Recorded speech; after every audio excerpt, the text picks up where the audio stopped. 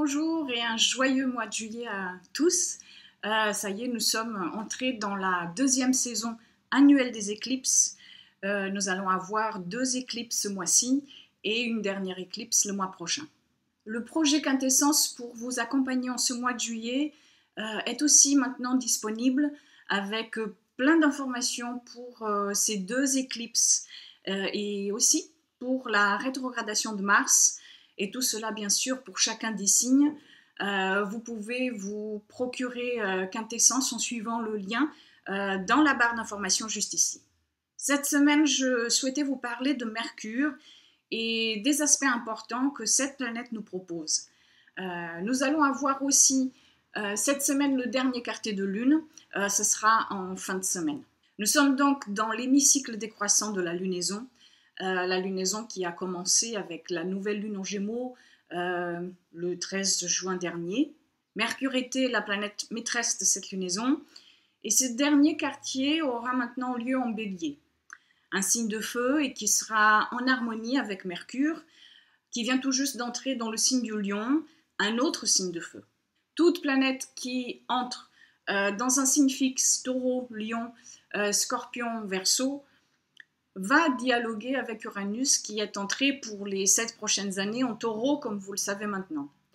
Et puis vous le savez aussi, Mars est en Verseau tout l'été, et puis un petit peu aussi en Capricorne, mais surtout dans ses premiers degrés du Verseau, un autre signe fixe. Et puis, vous le savez peut-être aussi, les nœuds lunaires se trouvent également dans les mêmes degrés au tout début de l'axe Lion-Verseau. Mercure, qui vient d'arriver dans le signe du Lion, se retrouve alors toute cette semaine en train d'activer ses nombreux points et formant ce qu'on appelle un carré hanté.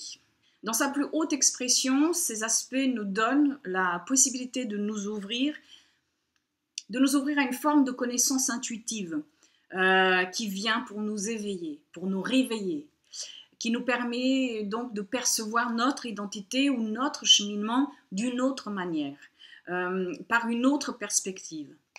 Et cela nous guide d'une certaine manière vers le nœud nord et ce qu'il nous est important de développer.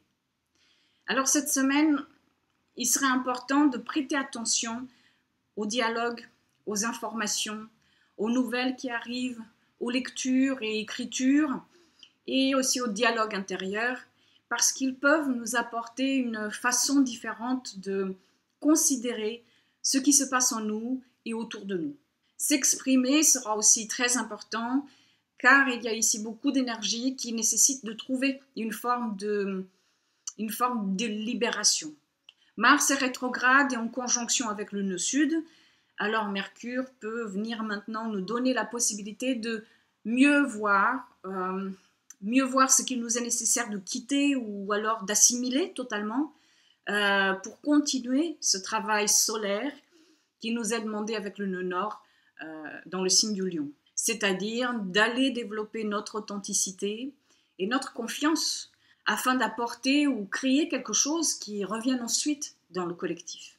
Dans sa plus basse expression, par contre, cet aspect peut nous amener à ressentir une frustration intérieure. Mars est rétrograde. Donc une frustration qui ne sort peut-être pas, ou alors au contraire qui explose au moindre grain de sel.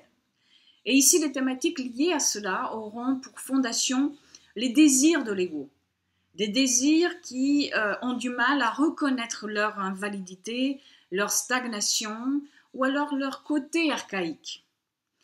Ce sont les signes fixes qui seront mis en lumière cette semaine, et c'est vrai que ces archétypes en fait sont ceux qui nous permettent de construire, de nous attarder sur un développement. Mais en fait, quand ils sont dépassés par l'acceptation de l'impermanence et le fait de non savoir que nous demandent toujours les cycles, ces archétypes ont du mal à avancer, à sortir de la zone de confort, même si cette zone de confort est nocive. Et c'est d'ailleurs l'un des combats du long passage d'Uranus en Taureau, de nous faire aussi sortir du surplace, quoi que cela puisse vouloir dire pour chacun de nous.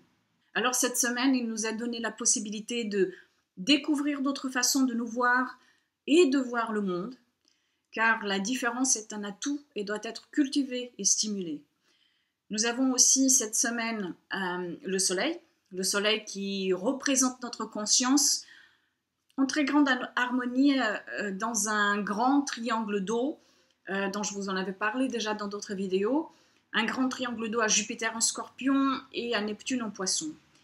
La clé du dépassement de certains challenges est donc ici, dans le fait de ressentir ce qui est et de ne pas chercher à colmater les émotions ou à les fuir, dans le fait de lâcher prise, dans le fait de se reconnecter à une forme d'absolu. Le dernier quartier de lune en bélier nous donnera aussi la possibilité et le courage de terminer ou de voir se terminer ce qui doit l'être, et nous prépare déjà à la possibilité de renouveau que la nouvelle lune éclipse proposera bientôt. Si vous avez des planètes personnelles, points ou angles de votre thème dans le dernier décan des signes fixes, c'est-à-dire le taureau, le lion, le scorpion, le verseau, vous pouvez peut-être ressentir plus fortement l'aspect Mercure, Uranus, Mars, nœud lunaire. Oui, c'est vrai, il y a plusieurs planètes qui tentent de nous éveiller. Et pour le grand triangle d'eau entre Soleil, Jupiter, Neptune, si vous avez des planètes au angle entre 12 et 17 degrés, donc le deuxième décan en fait des signes d'eau, Cancer, Scorpion, Poisson, vous pourrez ressentir aussi plus fortement cet aspect. Quelques gouttes d'impatience des fleurs du Dr Bach si l'impulsivité, la colère ou la précipitation vous gagnent, mais il sera surtout important de voir plus profondément pourquoi vous êtes sous l'emprise de cette émotion. Rappelez-vous qu'il est important de nous laisser traverser par toutes les émotions, mais nous ne devons pas les laisser nous dominer et encore plus au-delà d'un certain temps. Et puis le projet Quintessence pour le mois de juillet, vous y trouverez de l'information, comme je vous le disais tout à l'heure, pour chaque signe sur la rétrogradation de Mars, cette rétrogradation qui sera avec nous tout l'été, plus de l'information concernant les 2 éclipses du mois de juillet, ainsi qu'une méditation pour la pleine lune éclipse lunaire de la fin juillet. Et vous trouverez le lien ici, dans la barre d'infos. Je vous remercie pour votre soutien. Je vous remercie d'avoir regardé cette vidéo jusqu'au bout et je vous souhaite une très belle semaine. Je vous dis à très bientôt.